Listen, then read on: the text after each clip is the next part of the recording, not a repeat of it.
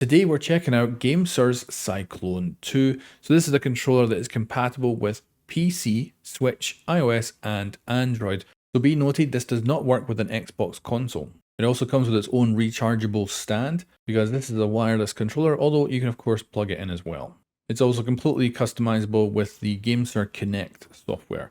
So let's go ahead and open this up. So what you'll find in the box is the controller itself, the stand, and a few accessories. So first of all, of course, controller, then we've got our stand in there, and we also have our dongle. This allows you to wirelessly connect to anything you plug this into. Be noted, this does use Bluetooth, so if you want, and your device supports it, you can direct connect without the dongle to your actual device. So that potentially saves you a USB port. So yeah, the controller looks really nice. This is a white version. You can also get it in black, and it is absolutely gorgeous.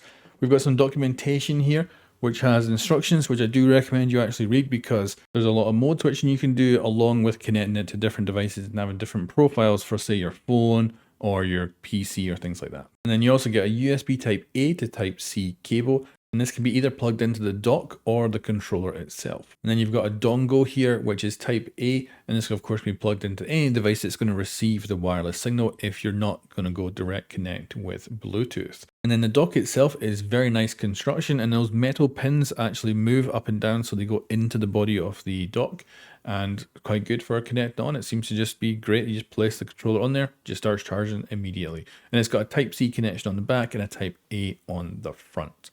So let's take a look at the controller. This is what it looks like.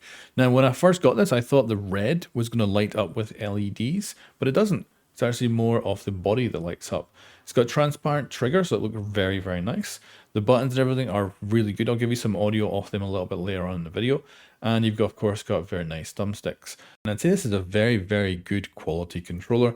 And the rechargeable battery so far seems to last quite a long time and is good at recharging, but it's non-replaceable. So that will be a potential issue for long term with this. And then on the dock itself, it just pops right off and on very nice and effortlessly. And those metal pins connect to connectors on the back in order to charge it.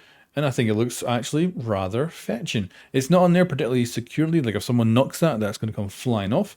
But other than that, it's absolutely sweet. It's also got some interesting markings on the front with a USB-C port, so I assume there is some sort of additional stuff coming that's going to be able to connect to that in the future. But yeah, looks good. It's got a couple of extra buttons underneath that you can customize in the software. And overall, I'm very happy with the look of this thing. Now here's what the buttons sound like.